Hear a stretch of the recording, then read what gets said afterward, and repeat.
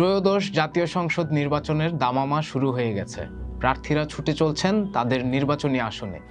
একই সঙ্গে জমে উঠেছে নির্বাচনকে সামনে রেখে জোট ও শরিকদের আসন দেন দরবার। নির্বাচনের আমেজ পৌঁছে গেছে এলাকার টং দোকান পর্যন্ত। নানা অস্থিরতা ও ষড়যন্ত্র নির্বাচনকে বানচাল করতে চাইলেও সাধারণ মানুষের চাওয়া এই মুহূর্তে একটি সুষ্ঠু, নিরপেক্ষ ও উৎসবমুখর নির্বাচন। নির্বাচন কমিশনের ঘোষিত তফসিল অনুযায়ী সংসদ নির্বাচনে মনোনয়নপত্র 29 ডিসেম্বর পর্যন্ত জমা দেওয়া যাবে। 30 ডিসেম্বর থেকে 4 জানুয়ারি পর্যন্ত চলবে যাচাই বাছাই। ফলে মনোনয়নপত্র জমা দেওয়ার আর খুব বেশি সময় বাকি নেই। কিন্তু এখন পর্যন্ত কোনো জোটই তাদের চূড়ান্ত প্রার্থী তালিকা ঠিক করতে পারেনি।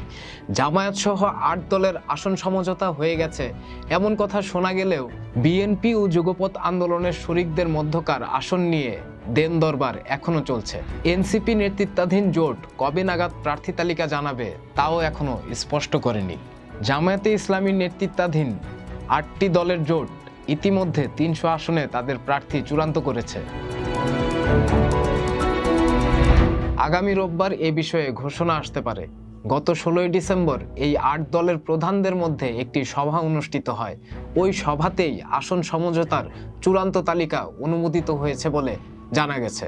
শোনা যাচ্ছে প্রায় 250 আসন থাকছে জামায়াতের কাছে, বাকি 50 আসন বরাদ্দ থাকবে অন্য 7 দলের ভাগ্যে। শুরুতে প্রায় অভিন্ন কয়েকটি দাবিতে যুগপৎ আন্দোলনে একমত হয় 8 দল। সংস্কার কার্যক্রম নিয়ে ঐক্যমত্য কমিশনের আলোচনার পাশাপাশি 5 দফা দাবিতে তারা মাঠে নামে। ভেতরে ভেতরে নির্বাচনী জোট তৈরির আলোচনাও চলতে থাকে। তবে জামায়াতের সঙ্গে কওমি ধারার দলগুলোর আদর্শিক বিরোধ থাকায় জোটের চিন্তা বাদ দেন নেতারা।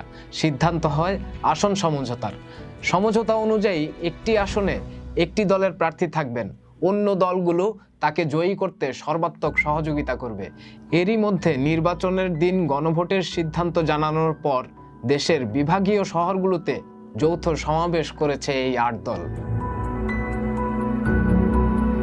আসন্ন নির্বাচনকে সামনে রেখে বিএনপি এখন পর্যন্ত 272টি আসনে প্রার্থীর নাম ঘোষণা করেছে। ধারণা করা হচ্ছে বাকি আসনগুলোতে তার যুগপৎ আন্দোলনের শরিকদের ছাড় দেবে দলটি।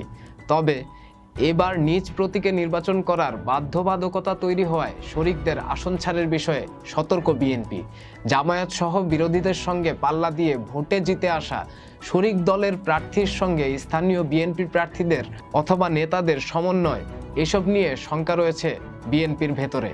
তবুও এরই মধ্যে যুগপথের সঙ্গীদের মধ্যে ঢাকা 13 আসনে ববি হাজ্জাজ এবং ব্রাহ্মণবাড়িয়া 6 আসনে জোনায়েদ সাকিকে গ্রিন সিগন্যাল দিয়েছে বিএনপি, এমন আলোচনা শোনা যাচ্ছে। নানামুখী সংকট থাকলেও শরিকদের কাছে রাখার চেষ্টা করছে বিএনপি। এরই ধারাবাহিকতায় গতকাল ও আজ যুগপথের অন্যান্য শরিক দলগুলোর সঙ্গে আসন সমঝোতা নিশ্চিত করতে আলোচনা করেছে দলটি। শোনা যাচ্ছে যুগপৎ আন্দোলনের শরিক দল বিপ্লবী ওয়ার্কার্স পার্টির সাধারণ সম্পাদক সাইফুল হককে ঢাকার একটি গুরুত্বপূর্ণ আসন ছাড় দেওয়ার বিষয়েও ভাবছে বিএনপি। অন্যদিকে বিএনপি জামাতের বাইরে নতুন রাজনৈতিক শক্তি গড়ে তোলার লক্ষ্যে এনসিপির নেতৃত্বাধীন গণতান্ত্রিক সংস্কার জোট আলোচনার ভিত্তিতে আসন ভাগাভাগির মাধ্যমে নির্বাচনে অংশ নেবে বলে জানিয়েছে জোটের নেতারা। ইতিমধ্যে জোটের প্রধান দল এনসিপি 125টি আসনে তাদের প্রার্থী তালিকা প্রকাশ করেছে। এর বাইরেও জোট রাজনীতিতে নতুন করে আবির্ভাব হয়েছে জাতীয় পার্টি জাপা এবং জাতীয় পার্টি জেপির নেতৃত্বাধীন জাতীয় গণতান্ত্রিক ফ্রন্টের। 300 আসনে প্রার্থী দিতে সাক্ষাৎকার গ্রহণ শুরু করেছে এই জোটের নেতারা। এই জোটকে ঘিরে ইতিমধ্যে শুরু হয়েছে কথার লড়াই। জামায়াতে ইসলামী এই জোটকে ফ্যাসিবাদের দোসর আখ্যা দিয়ে নির্বাচন থেকে তাদের দূরে রাখার দাবি জানিয়েছে। তাদের আশঙ্কা এই জোটের মধ্যে দিয়ে কার্যক্রম নিষিদ্ধ আওয়ামী লীগ আবারও সক্রিয় হতে পারে। তবে এই জোটের বিষয়ে এখনও নীরব ভূমিকা রয়েছে বিএনপি। এছাড়া বামপন্থী দলগুলোর সমন্বয়ে গঠিত হয়েছে গণতান্ত্রিক যুক্তফ্রন্ট। নির্বাচনের মাঠে ভোটের লড়াইয়ে এই জোট বিশেষ কোনো ভূমিকা রাখতে না পারলেও নির্বাচনকে কেন্দ্র করে বিভিন্ন ঘটনা প্রবাহে গুরুত্বপূর্ণ হয়ে উঠতে পারে তারা। নির্বাচন যতই ঘনিয়ে আসছে ততই বাড়ছে নানান সমীকরণ। নির্বাচনকে ঘিরে সক্রিয় হচ্ছে দেশি বিদেশি নানান পক্ষ। অন্যদিকে দীর্ঘ 15 বছর পর ভোটাধিকার ফিরে পাওয়ার প্রত্যাশায় বাংলাদেশের সাধারণ মানুষ একটি সুষ্ঠু ও সুন্দর নির্বাচনের স্বপ্ন দেখছেন। তারা সত্যিই কি তারা তাদের জনপ্রতিনিধি নির্বাচন করতে পারবেন সুষ্ঠুভাবে, নাকি জোট ভোটের রাজনৈতিক লড়াইয়ের আবারও বলি হবেন সাধারণ মানুষ? রাজনীতিকে দেখুন মাইক্রোস্কোপে, সাথে থাকুন পলিটিস্কোপে।